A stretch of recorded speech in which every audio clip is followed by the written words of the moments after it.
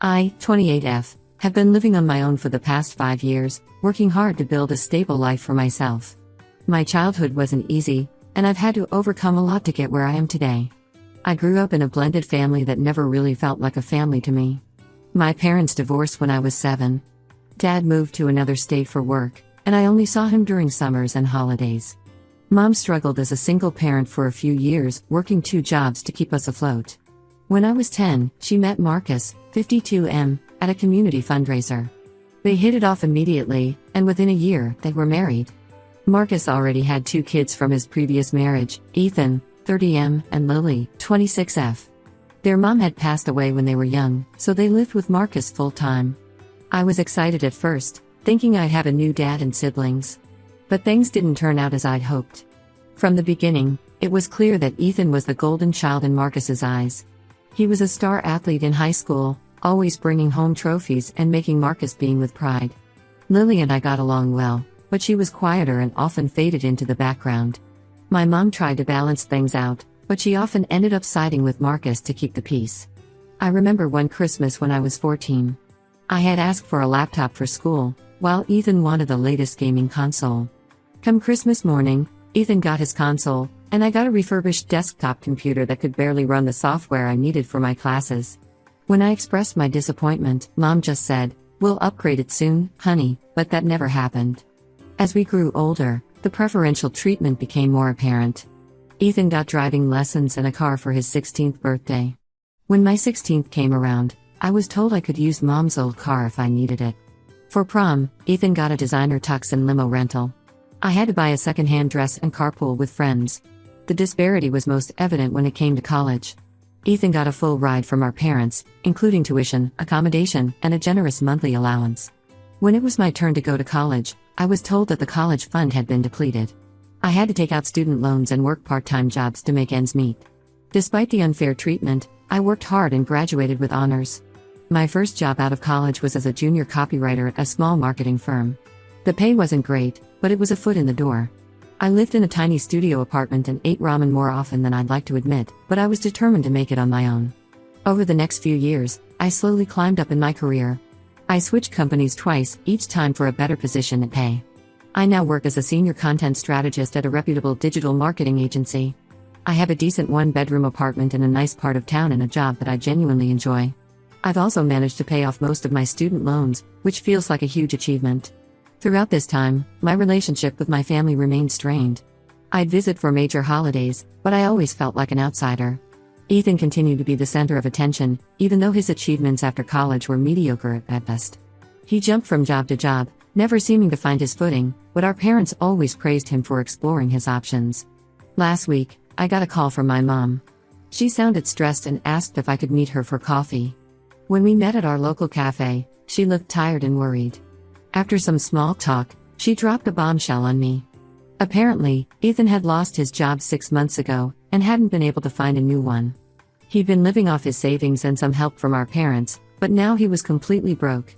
To make matters worse, his girlfriend of 3 years had just broken up with him and kicked him out of their shared apartment. My mom then asked if I could let Ethan stay with me for a while until he got back on his feet. I was shocked. After years of being treated like a second-class citizen in our family, they now wanted me to open my home to Ethan? I told my mom that I needed some time to think about it. When I got home, I couldn't stop thinking about all the times Ethan had made my life difficult. He used to mock me for having to work during college, saying I should just ask Dad for money like he did. He never missed an opportunity to remind me that I wasn't Marcus's real daughter. There was one incident in particular that stood out. During my sophomore year of college, I had saved up for months to buy a laptop I desperately needed for my graphic design classes. Ethan was visiting for the weekend and asked to borrow it for a few hours. When he returned it, the screen was cracked. He claimed it was an accident, but he refused to pay for the repairs, saying I should have gotten the insurance. Our parents sided with him, and I had to work extra shifts for weeks to get it fixed. After a lot of thought, I called my mom back and told her that I couldn't let Ethan stay with me. I explained that we never had a good relationship and that I didn't feel comfortable having him in my personal space. My mom got upset and said I was being selfish. She reminded me of all the times they had helped me, which weren't many, to be honest. Marcus called me later that day and berated me for refusing to help family. He said that Ethan was going through a tough time and needed support. He brought up how they had always been there for me, conveniently forgetting all the times I had to fend for myself. I stood my ground and told him that I wasn't responsible for Ethan's problems. Now, my entire family is mad at me. My mom keeps sending me guilt-tripping texts, saying things like I thought we raised you better than this and family should always come first. Marcus has been telling other family members that I'm heartless and ungrateful. Even some of my extended family members have reached out to tell me I should reconsider. My Aunt Carol, who I've always been close to, called me yesterday. She said she understood why I was hesitant but suggested I give Ethan a chance. She reminded me of how she had taken me in for a summer when things were really tough at home during my high school years. I appreciated her kindness, but I also reminded her that my situation with Ethan was different. I feel like I'm justified in my decision. I worked hard for everything I have, and I don't think I owe Ethan anything. My apartment is my safe space, and the thought of having Ethan there makes me anxious. Plus, knowing Ethan, I'm worried that if I let him stay for a while, it would turn into an indefinite arrangement. But the constant pressure from my family is making me doubt myself.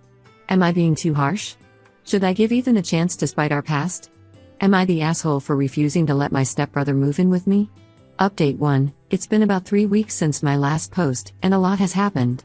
First of all, thank you to everyone who commented and offered support. Your words really helped me stand firm in my decision. A few days after I refused to let Ethan move in, my mom showed up at my apartment unannounced. I had just gotten home from work and was about to start making dinner when I heard the doorbell. When I opened the door and saw my mom standing there, looking tired and upset, I knew this wasn't going to be a pleasant visit. I invited her in, and we sat down in my small living room. She started crying almost immediately, begging me to reconsider my decision about Ethan. She said that he was sleeping on their couch and that it was causing problems between her and Marcus. Apparently, Marcus was stressed about having Ethan back home and was taking it out on my mom. She looked so defeated as she told me this, and for a moment, I felt a pang of guilt. But then I remembered all the times I had needed their support and didn't get it. Like when I had to skip my best friend's wedding because I couldn't afford the trip, and they refused to help me out. Or when I had a health scare last year and had to deal with it alone because they were too busy planning Ethan's elaborate 30th birthday party. I took a deep breath and told her again that I wasn't going to let Ethan stay with me. I explained that while I sympathized with their situation, I wasn't comfortable having Ethan in my personal space. I also pointed out that Ethan was a grown man and should be able to figure out his own living situation. That's when my mom dropped another bombshell. She confessed that the reason they were so desperate for me to take Ethan in was that Marcus had lost his job too. Apparently, the company he worked for had been downsizing, and Marcus was one of the employees let go. They were struggling financially and couldn't afford to support Ethan anymore. I was shocked. I asked my mom why they hadn't told me about Marcus losing his job before. She said they were embarrassed and didn't want me to worry. She also admitted that they had hoped Ethan would find a job quickly and move out, but that hadn't happened. I felt a mix of emotions, anger at being kept in the dark, sympathy for their situation, but also frustration that they still expected me to solve their problems. It was like being a teenager again, watching them bend over backwards to help Ethan while expecting me to just figure things out on my own. I told my mom that while I was sorry about their situation, it didn't change my decision. I suggested that Ethan could look for a roommate or a cheaper place to rent. I also recommended some job search websites and local employment agencies that might be able to help both Ethan and Marcus. I even offered to help Ethan update his resume if he wanted, thinking maybe this could be a way to help without having to let him move in. My mom left feeling dejected, but I felt like I had made the right choice. However, the drama didn't end there. A few days later, I got a call from Ethan himself. It was the first time we had spoken directly in years. The last time we had a real conversation was at our grandmother's funeral 2 years ago, and even then, it was just awkward small talk. Ethan started off by apologizing for how he had treated me in the past. He said he realized how unfair it had been and that he was truly sorry. He talked about how losing his job and going through a breakup had made him reevaluate his life. For a moment, I felt a glimmer of hope that maybe we could start to mend our relationship. But then Ethan's true colors showed. He said that since he had apologized, I should let him move in with me.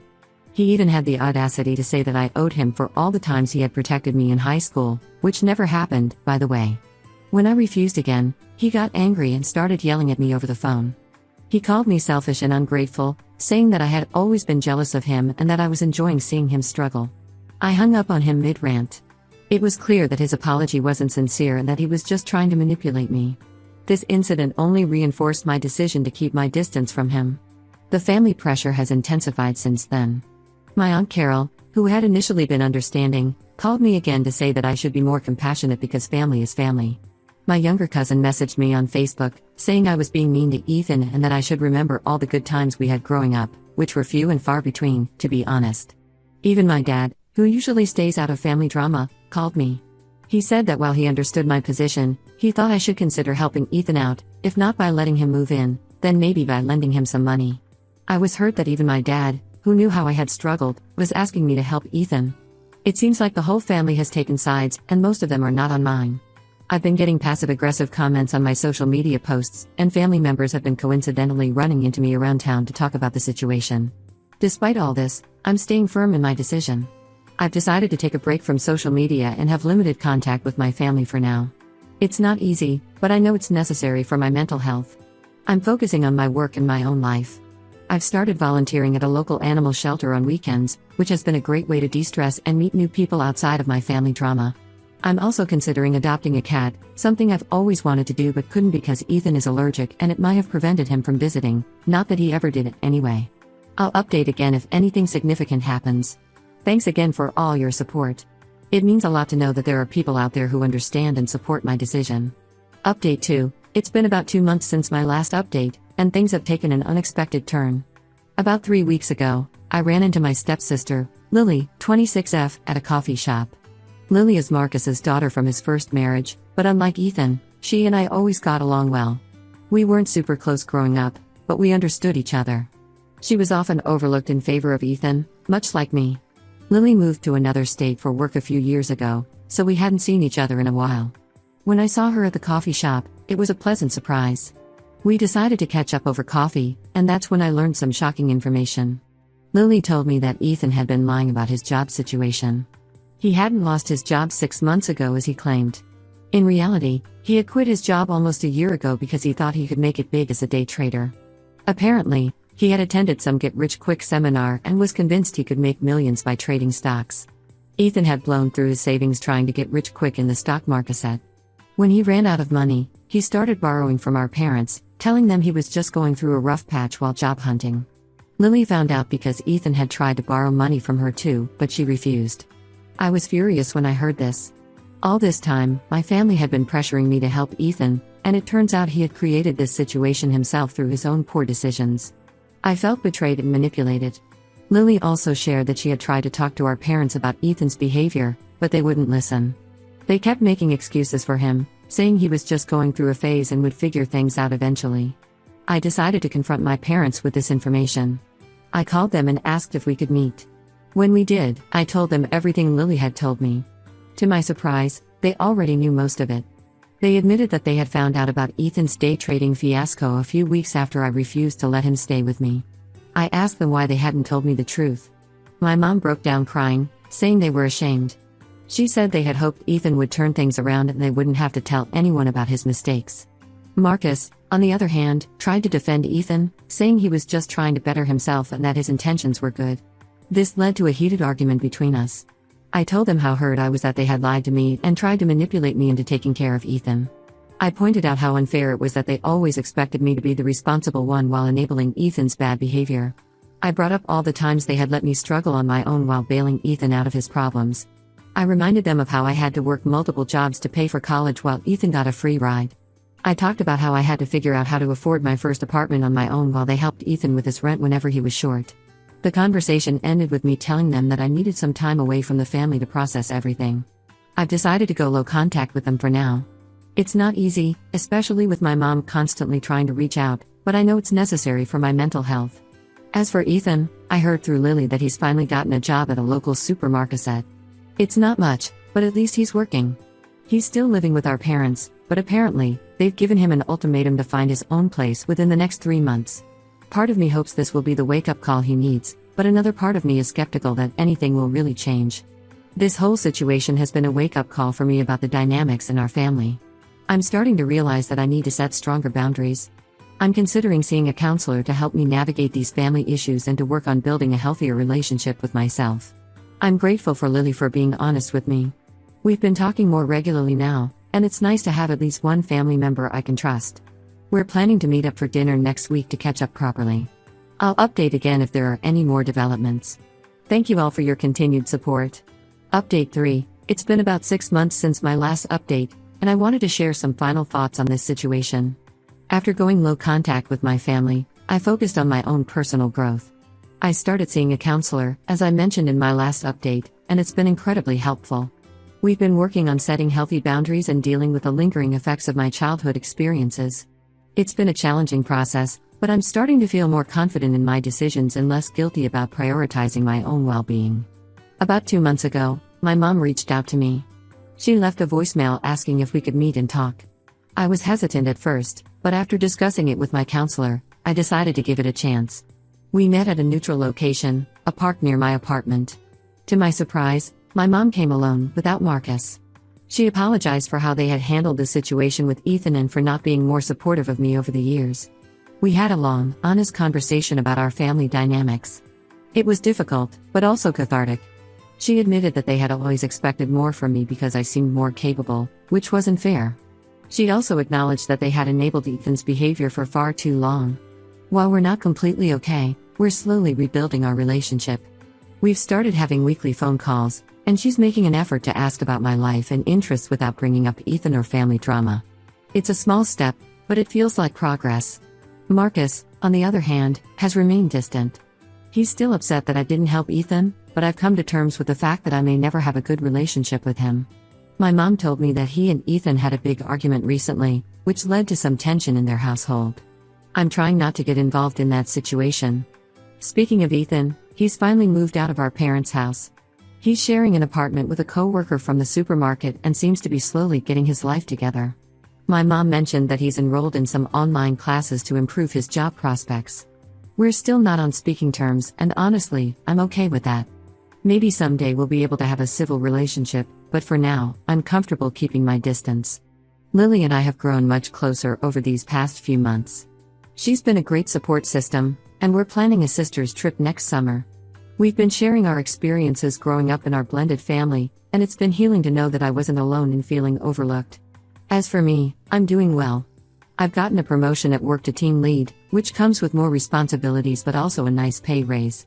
I've started taking photography classes in my free time, something I've always wanted to do but never had the time or money for before.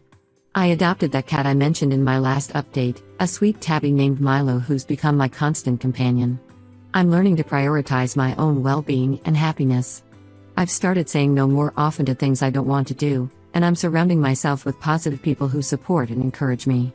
This whole experience has taught me a lot about standing up for myself and not letting others' expectations dictate my life.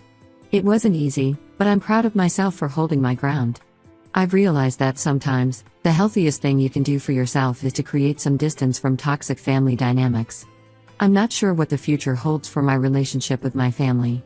I'm taking it one day at a time, setting boundaries where needed, and allowing myself to hope for better days ahead. But more importantly, I'm focusing on building a life that makes me happy, surrounded by people who truly care about me. Thank you to everyone who supported me throughout this journey. Your advice and encouragement meant more than you know. To anyone out there dealing with similar family issues, remember that it's okay to prioritize your own well-being. You're not responsible for fixing other people's problems, especially at the cost of your own mental health.